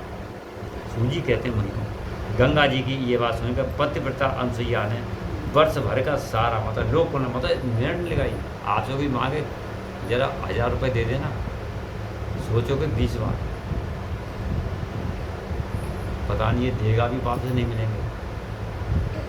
अगर दिमाग में है कि ये वापस मिल जाएंगे तो मिल जाएंगे, और नहीं मांगेंगे तो हमारे पास नहीं है। देखो कहीं से मिल गए तो व्यवस्था करेंगे, कह नहीं सकते मिले ना मिले। उन्होंने मिनट नहीं लगाया लोक कल्याण के लिए, और साल भर की तपस्या का उनको फल उनको दान में करते। अनसुईया के पतिव्रता संबंधी उस महान कर्म को देखकर भगवान महादेव जी भी प्रसन्न हो गए। इतना मतलब लोक कल्याण के लिए, यानी लोग तो कहते हैं हम एक दिन की पूजा तो लगा देंगे, और वो साल भर का दे दिया पर, और वो भी महान पतिव्रता ने, छोटी मोटी कोई नहीं। तो भोलेनाथ भी प्रसन्न हो गए, गंगा मैया तो पृथ्वी तो प्रसन्न हो, और पार्थिव लिंग से तत्काल प्रकट हो गए। पार्थिव वहीं लिंग रूप पर प्रकट हो गए और दर्शन किया। शंभु बोले साध्वी अनुसुईया, तुम्हारा ये कर्म लेकर मैं अत्यंत प्रसन्न हूँ, मतलब बिना उनके पूजा अर्चना करे उन्हें प्रसन्न हो गए, सिर्फ लोक कल्याण के कारण हैं। प्रिय पतिव्रते वर मांगो क्योंकि तुम मुझे अत्यंत प्रिय हो, तुमने लोक कल्याण किया। उस समय वे दोनों पति पत्नी अद्भुत सुंदर आकृति एवं पंचमुख आदि से युक्त भगवान शिव को वहाँ प्रकट हुआ देख बड़े प्रसन्न हुए, यानी अत्रि मुनि भी और अनुसैया भी दोनों बड़े आश्चर्य से रह गए थे भोलेनाथ प्रकट हो गए। उन्होंने हाथ जोड़कर नमस्कार और स्तुति की, बड़े भक्तिभाव से भगवान शंकर का पूजन किया। फिर उन्होंने कहा, दोनों ही बोले, हे देवेश्वर, यदि आप प्रसन्न हैं और जगदम्बा गंगा भी प्रसन्न है मुझे हम पर, तो आप इस तपोवन में निवास कीजिए और समस्त लोगों के सुखदायक हो जाइए। अगर हम पे प्रसन्न है, अपने लिए कुछ नहीं मांगा कि हमें ये चाहिए वो चाहिए। यदि आप हम पर प्रसन्न हैं और जगदम्बा गंगा मैया प्रसन्न है, तो आप लोक हित के लिए यहाँ पर स्थित हो जाइए। तब गंगा और शिव दोनों ही प्रसन्न हो गए उस स्थान पर, और जहाँ भी ऋषि शिरोमणि रहते थे प्रतिष्ठित हो गए। इन्हीं शिव का नाम वहाँ अत्रीश्वर हुआ। जो वहाँ पर शिवलिंग है उसके तट पर अत्रि आश्रम के आसपास होगा, जो गए हैं वही आसपास कहाँ हो, तो उसका नाम अत्रीश्वर।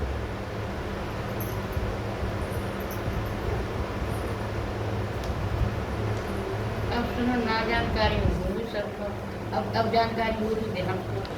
श्री शिवाय नमस्तुभ्यं। इसके बाद सूजी ने जब बहुत से शिवलिंगों के पास ये प्रसंग सुनाया और बहुत से प्रसंग सुना दिए, एक आदमी बहुत से सुनाए। उसी में जब ऋषियों ने पूछा कि हे माँ सूजी, वैशाख शुक्ल सप्तमी के दिन, अब देखिए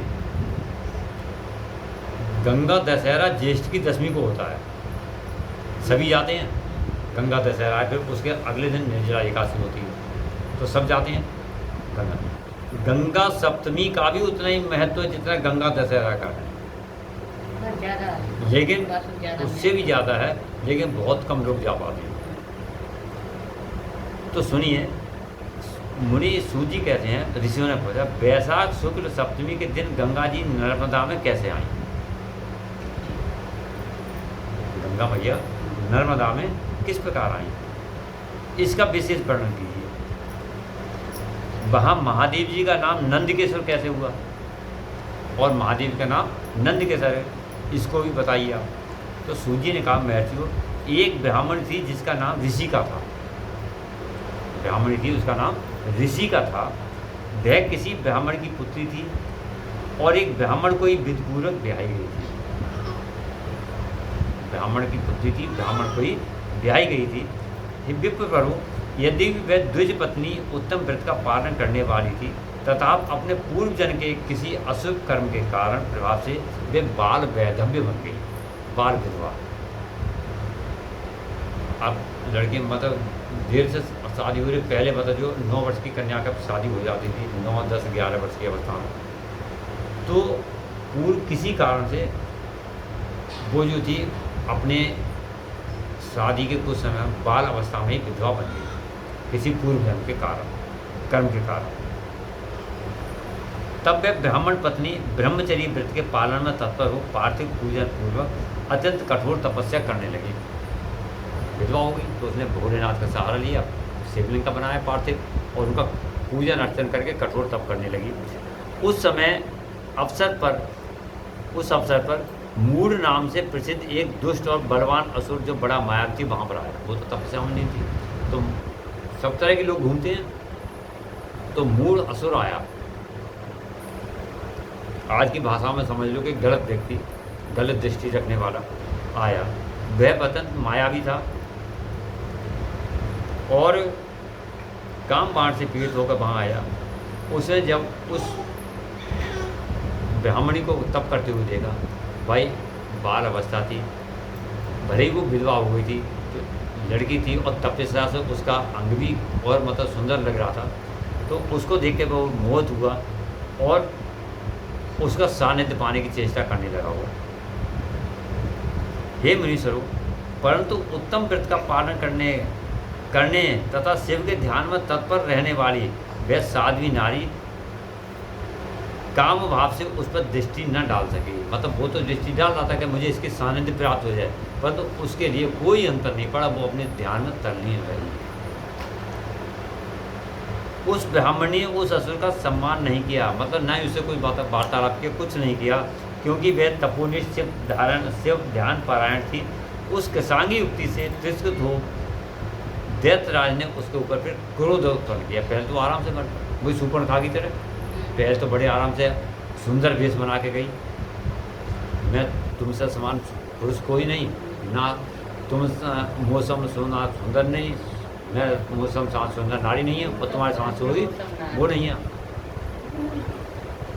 और अंत में आखिर क्या किया कि उसने फिर क्रूर बनाया, गुस्सा में आगे फिर वही इसने किया। जब ग्रोथ आया तो उसको एक तरह से अपना विकट रूप, जो मायावी था, विकट रूप, भयानक रूप उसको दिखाया, और अनाप शनाप उसको वचन सुनाने लगा, और बारंबार उसको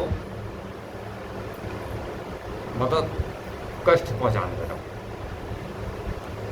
जब देखिए कोई आखिर अबला ही थी, बाल्यावस्था थी, भले ही भोलेनाथ का ध्यान कर रही थी, लेकिन जब उसको बार बार जैसा सीधा भी उससे एक बार को मतलब थोड़ी इचक गई थी, तभी तो उन्होंने इशारा दिया था। तो हाँ, तो उन्होंने झर्रा उठी, काँप गई, और वो फिर जोर जोर से भोलेनाथ की स्तुति करने लगी, पुकारने लगी। इस प्रकार उस दुष्ट पत्नी ने भगवान शिव का पूर्णतः आश्रय लिया, मतलब पूरी तरह से बोले मतलब आप ही हो, आप जैसे भी आप करो, चाहें आप जो इच्छा रखो, जिस स्थिति में रखो, मैं तो आपकी शरण में हूँ, जिस स्थिति में आप चाहें मुझे वो स्थिति मंजूर, चाहे तो ये राक्षस मुझे मार दे या बचा लें, आप जो चाहें वो आप करें। और इस प्रकार अत्यंत विह्वल हो अपने धर्म की रक्षा के लिए भगवान शंभु की शरण में गई का मतलब जो वहाँ पूरी आंख बंद करके उनके ध्यान भंग हो गई। तब शरणागत भक्त सदाचार की प्रतिष्ठा उस ब्राह्मणी को आनंद प्रदान के लिए भगवान शिव वहाँ प्रकट हो गए। उन भक्त वत्सल परमेश्वर शंकर ने उस दैत्यराज मूल को तत्काल भस्म कर दिया, और ब्राह्मण की ओर कृपा दृष्टि से देखते हुए बोले, हे ब्राह्मणी, वर मांगो। महेश्वर का ये वचन सुनो साध्वी ब्राह्मणी ने उनके आनंदजनक मंगलमय स्वरूप का दर्शन किया, और फिर सबको सुख देने वाले परमेश्वर शिव को प्रणाम करके शुद्ध अंतःकरण वाली उस साध्वी ने हाथ जोड़कर उनकी स्तुति की और बोली, हे देवादेव महादेव, आप दीन बंधु हैं, शरणागत वत्सल, भक्त वत्सल हैं, भक्तों की सदा रक्षा करने वाले हैं। हे ईश्वर, आपने मुझे मूढ़ नामक असुर से मेरे धर्म की रक्षा की है, क्योंकि आपके द्वारा ये दुष्ट असुर मारा गया, और आपने इस प्रकार संपूर्ण जगत की रक्षा की। अब आप मुझे अपने चरणों की परम उत्तम और अनन्य भक्ति प्रदान कीजिए, मुझे अनन्य भक्ति अपने चरणों की मुझे प्रदान करो। नाथ, यही मेरे लिए फर्क है और कुछ नहीं। प्रभु महेश्वर, और मेरी दूसरी प्रार्थना भी सुने, आप लोगों के उपकार के लिए सदा यहाँ स्थित हो। लोगों के ऊपर मेरा तो आपके चरणों में ध्यान लगा रहे, और आप लोगों के उपकार करने के लिए सदा यहाँ पर स्थित हो जाए। महादेव जी ने कहा, ऋषिके, तुम सदाचारणी, विशेषता मुझे भक्ति रखने वाली हो, और जो तुमने मांगा है वो सब मैंने तुम्हारे लिए दे दिया। हे ब्राह्मणों, इसी बीच में श्री विष्णु और ब्रह्मा आदि देवता भी आ गए वहाँ पर। उन्होंने पढ़ दिया तो नारायण और ब्रह्मा आदि और उनके साथ वो भी देवता आ गए, और वहाँ भगवान शिव का आविर्भाव हुआ, ये जानकर हर्ष से भर गए, प्रसन्न हो गए, और अत्यंत प्रेम पूर्वक शिव को प्रणाम करके उन सब ने उनका भलीभांति पूजन किया। फिर शुद्ध हृदय से हाथ जोड़कर मस्तक झुकाकर उनकी स्तुति की उन सभी ने। उसी समय साध्वी देवनदी गंगा उस ऋषिका से उसके भाग्य की सराहना करती हुई प्रसन्न हो बोली, मतलब गंगा भी आई थी तो भाग्य गंगा ने कहा, ऋषिके, वैशाख मास में एक दिन यहाँ रहने के लिए मुझे भी तुम्हें वचन देना चाहिए। उन्होंने भाई सब अपने अपने दे रहे हैं, तुम्हारे प्रसन्न नारायण आगे हैं, तो मैं चाहती हूँ मैं भी तुम्हारे लिए वचन दूँ कि एक दिन मैं भी तुम्हारे पास आऊँ। तो उसने कहा, वैशाख मास में एक दिन के यहाँ रहने के लिए मुझे भी तुम्हें वचन दे, मैं भी वचन देती हूँ कि एक दिन को मैं भी यहाँ पर रहूँगी वैशाख के।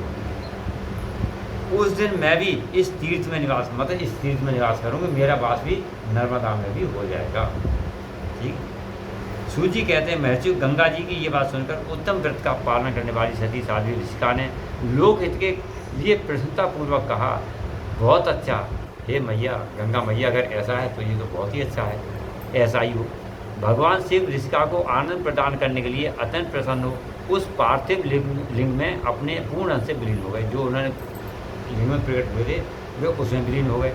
ये देखकर सब देवता प्रसन्नचित हो गए तथा शिव और ऋषिका की प्रशंसा करने लगे और अपने अपने धाम को चले गए। उस दिन से नर्मदा का वह तीर्थ ऐसा उत्तम और पावन हो गया तथा संपूर्ण पापों का नाश करने वाले शिव वहाँ नंदिकेश के नाम से विख्यात हुए। गंगा भी वहाँ प्रतिवर्ष वैशाख मास की सप्तमी के दिन शुभ इच्छा से अपने उस पाप को धोने के लिए वहाँ जाती हैं जो मनुष्य वे ग्रहण किया करती हैं। मतलब मनुष्य के साल भर के पाप जो उनमें विलीन होते हैं वो सप्तमी के दिन वहाँ पर जाती हैं नर्मदा में और वो भी उसमें धोती हैं और उनके दर्शन पाती हैं। ये इसका बोली श्री शिवाय नमस्तुभ्यम, श्री शिवाय नमस्तुभ्यम, श्री शिवाय नमस्तुभ्यम, श्री शिवाय नमस्तुभ्यम। दस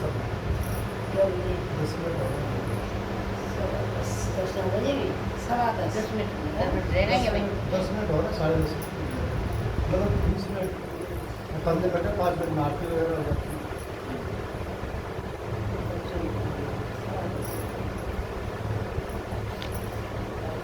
अब जो है आपके लिए ये 12 ज्योतिर्लिंग की कथा आती हैं। समय कितना सही बोलो तो पूरी जो, और ये एक ही है तो हम प्रथम ज्योतिर्लिंग से 12 ज्योतिर्लिंग की कथा आपके लिए बता दें। प्रथम श्री सोमनाथ। अब ये सूजी बोलते हैं, हे ब्राह्मणों, मैंने सदगुरु से जो कुछ सुना अर्थात व्यास जी से, वो मैं आपको सुनाया और सुना रहा हूँ। ये ज्योतिर्लिंग महात्म उनके प्राकट प्रसंग अपने बुद्धि के अनुसार संक्षेप में से ही सुनाऊंगा, तुम सब लोग सुनो। हे मुनि, ज्योतिर्लिंग में सोमनाथ नाम क्षेत्र में समुद्र के किनारे स्थित है। पहले ये क्षेत्र प्रभास क्षेत्र के नाम से, इसका पुराना नाम प्रभास क्षेत्र है।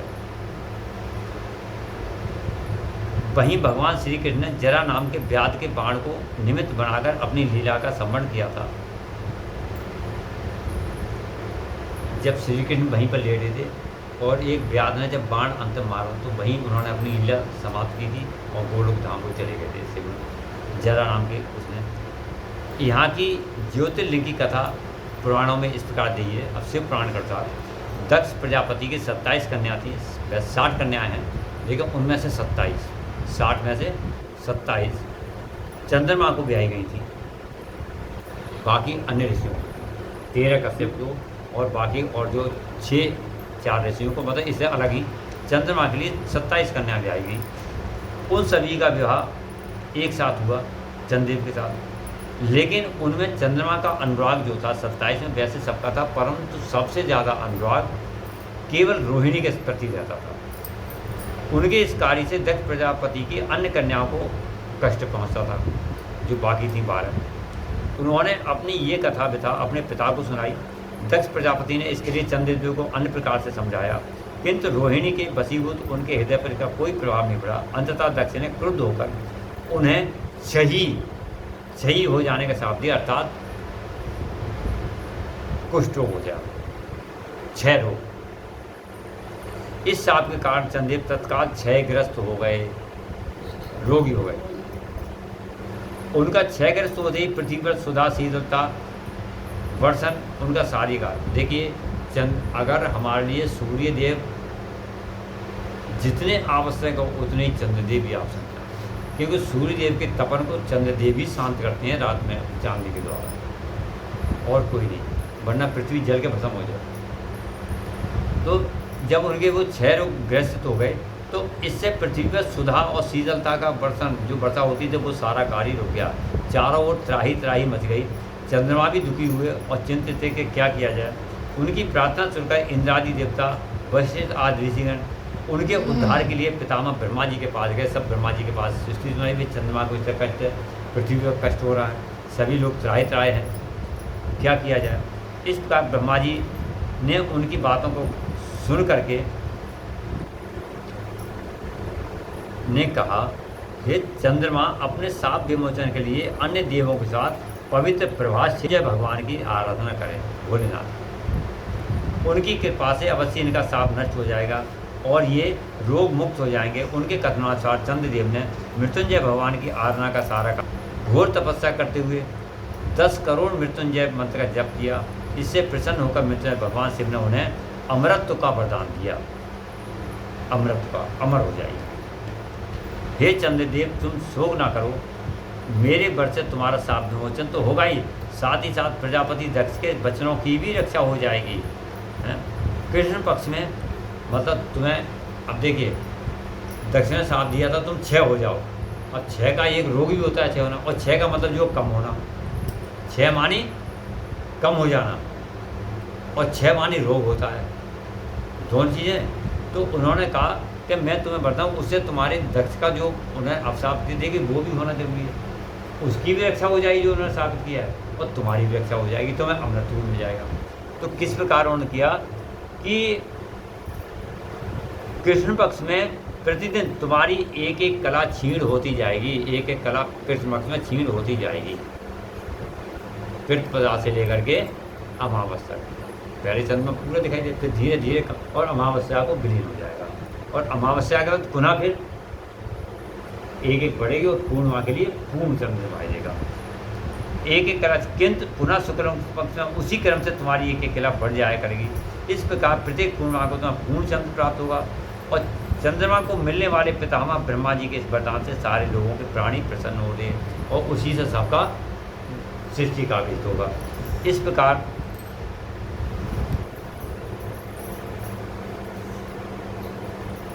सुधाकर चंद्रदेव पुनः 10 दशा में सुधा वर्षण का कार्य पूर्व पहली बार करने लगे। शाप मुक्त होकर चंद्रदेव ने अन्य देवताओं के साथ मिलकर मृत्युंजय भगवान से प्रार्थना की, आप माता पार्वती के साथ सदा के लिए प्राणियों के उद्धारार्थ यहाँ पर निवास करें। चंद्रदेव ने, सोमनाथ ने, चंद्रमा ने प्रार्थना की, आप भी माता पार्वती के साथ यहाँ पर सदा के लिए निवास करें। उनकी इस प्रार्थना को स्वीकार करके प्रभु ज्योतिर्लिंग के रूप में माता पार्वती से वहीं निवास करने लगे। पावन प्रभास क्षेत्र में स्थित इस सोमनाथ ज्योतिर्लिंग की महिमा महाभारत, श्रीमद् भागवत, स्कंद पुराण आदि में, शिव पुराण आदि में वर्णित है। यही नहीं कि शिव पुराण में ही है, इनमें भी यही है कथा। चंद्रमा का एक नाम सोम है। उन्होंने शिव को अपना नाथ स्वामी मानकर तपस्या की थी, इसलिए इसका नाम सोमनाथ पड़ा। इस ज्योतिर्लिंग का नाम सोमनाथ पड़ा, यानी सोम के नाथ। इसके दर्शन पूजन आदि से जन्म जन्मांतर के सारे पातक नष्ट होते हैं, और भगवान शिव और माता पार्वती की अक्षय कृपा मिलती है। साथ ही उनके लौकिक पारलौकिक सारे कृत्य स्वयं अनायास सफल हो जाते हैं, जो वो इच्छा होती है यही होती है। ये सोमनाथ महादेव हैं। बोलिए सोमनाथ महादेव की जय। हर हर महादेव। दूसरा है मल्लिकार्जुन। ये ज्योतिर्लिंग का, सूजी कहते हैं ज्योतिर्लिंग, ये आंध्र प्रदेश के कृष्णा नदी के तट पर शैल पर्वत पर स्थित है। इस पर्वत को दक्षिण का कैलाश कहा जाता है। जैसे उत्तर का कैलाश ये, इसे दक्षिण का कैलाश कहा जाता है। इसकी कथा भी हमारे महाभारत से पुराण पद्मावत ग्रंथों में वर्णित है, और इसकी कथा में वर्णित है कि जब वही कथा आती है जो मल्लिकार्जुन में, कि भोलेनाथ के दोनों पुत्रों में कार्तिक और गणेश में एक बार जब वो बड़े हुए तो उन्होंने माता पिता ने कहा अब ये बड़े हो गए हैं, हमें इनकी विवाह करना चाहिए। तो दोनों में विवाह, अब जब उन्होंने सुना कि विवाह होगा हमारा, तो वो इस बात पर विवाद करने लगे आपस में कि पहले मेरा हो, पहले मेरा हो। पीछे कथा आई है। तो इस विवाद से भाई हर घर में एक नियम होता है कि पहले बड़े पुत्र की शादी हो, तत्पश्चात छोटी की हो। तो कार्तिक बड़े थे, गणेश जी छोटे। माता पिता को दोनों प्रिय थे। अब उनमें ये हो गया कि पहले मेरा विवाह हो पिताजी, पहले मेरा हो। उन्होंने कहा ठीक है विवाह होगा, तो उन्होंने शर्त रखी जो पृथ्वी का 7 चक्कर लगा के पहले आ जाएगा उसके विवाह हो जाएगा। तो गणेश जी ने ये सुनते ही कार्तिक तो अपने मयूर आसन में बैठ के चल पड़े, और गणेश जी का मुँह सब वो कहाँ करे। उन्होंने बुद्धि से काम लिया, उन्होंने माता पिता को बोला आप ऐसे बैठिए, उनकी प्रदक्षिणा करी, पूजा करी, और फिर उनके 7 चक्कर लगाए और आगे खड़े हो गए, प्रभु हमने तो लगा ली चक्कर, प्रदक्षिणा कर ली पृथ्वी की, आपने कहा वैसा। उन्होंने कहा तुम तो यहीं पर हो, अभी गए भी नहीं हो, कह रहे प्रदक्षिणा कर ली। तो उन्होंने कहा कि मैंने शास्त्र के अनुसार परिक्रमा की है। पितरोश्च पूजनम कृत्वा प्रकृति न च करोति तस्य वे पृथ्वी जन्यम फलम भवन्ति निश्चितम। शास्त्र के अनुसार जो बच्चा यानी जो व्यक्ति अपने माता पिता की पूजन अर्चन करके उनकी मतलब प्रदक्षिणा कर ले, तो उसकी प्रदक्षिणा पृथ्वी की परिक्रमा मानी गई है, क्योंकि शास्त्र के अनुसार माता को पृथ्वी के समान माना गया है, पिता को आकाश के समान। तो त्रिलोक। अब ये आप जानें ये सत्य या तो शास्त्र सही है या गलत, वो आप जानें। मैंने तो शास्त्र ग्रहण कर ली, अब आप कहते हो अगर शास्त्र या तो ये कहते हो शास्त्र गलत है तो चलो सही है, और या अगर आप कहते हो शास्त्र सही है तो मैंने प्रदान कर ली और पहले कर ली, प्रथम मैंने कर ली, तो मेरा विवाह कर दो मेरा। ये सुनकर भाई शास्त्र सम्मत बात सही है, उन्होंने गणेश जी का विवाह हो गया। सिद्धि रिद्धि और बुद्धि इनकी 2 पत्नियां थीं, गणेश जी के विवाह कर दिया। इनके 2 पुत्र हुए, क्षेम और लाभ अर्थात सोवर लाभ। और इससे देख करके उनका समय व्यतीत होने लगा। अब कितना समय हो गया, उनके गणेश जी का विवाह हो गया, बच्चे हो गए। जब तक कार्तिक जब लौट के आए तो इनका सारा कार्य पूरा हो चुका था ये। और जब उन्होंने ये देखा तो उन्होंने अपने को माता पिता रुष्ट हो गए कि हमें तो भेज दिया वहाँ, इनको कर दिया यहाँ पर कर दिया। वो क्रौंच पर्वत पर आ गए, दक्षिण में जहाँ ये कैलाश पर्वत है। माता पार्वती उन्होंने बहुत देर रोका, लेकिन वो नीले को वहाँ पर जाकर रिश्वार करने लगे। पीछे पीछे माता पार्वती भी उनको देखने वहाँ गई और पिता भी गए। तो इस प्रकार से वहाँ कर मल्लिकार्जुन के नाम से वहाँ पर विख्यात हुए। जब दोनों वहाँ पहुँचे पुत्र के पास, वहीं पर निवास किया। और मल्लिका कहा जाता है पार्वती के लिए, अर्जुन कहा जाता है भोलेनाथ के लिए, तो दोनों ही गए, इसलिए मल्लिकार्जुन नाम पड़ा। दूसरा एक मल्लिका नाम का फूल आदि भी होते हैं, तो उनसे फूलों से अर्चना की गई, इसलिए भी उसका नाम मल्लिकार्जुन पड़ा। इस तरह से ये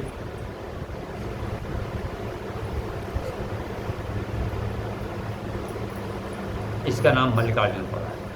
इसी में एक दूसरी कथा है कि शैल पर्वत के निकट किसी एक चंद्रगुप्त की राजा चंद्रगुप्त की राजधानी थी।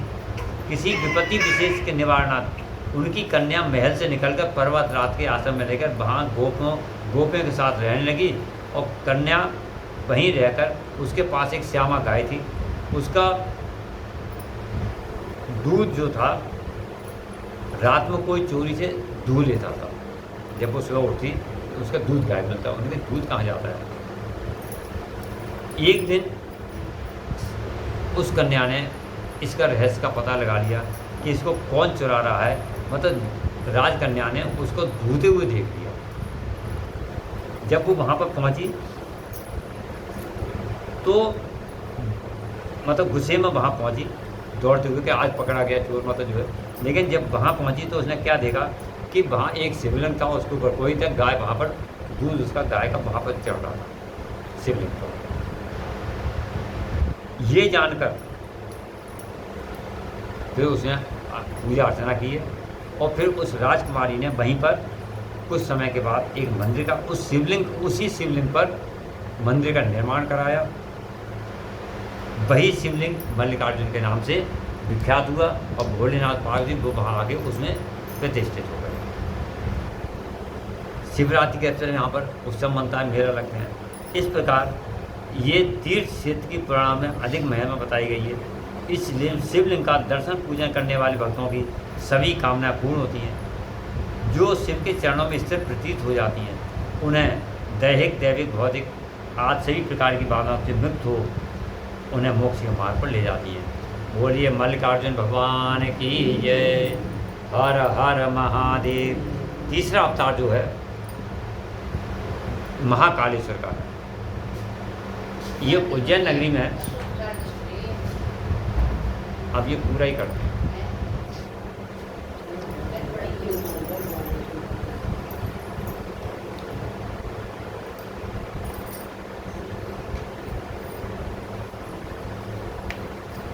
शिवाय नमस्तुभ्यं श्री शिवाय नमस्तुभ्यं श्री शिवाय नमस्तुभ्यं। ओम नमः शिवाय, ओम नमः शिवाय, ओम नमः शिवाय, ओम नमः शिवाय, ओम नमः शिवाय। हर हर महादेव शंभो।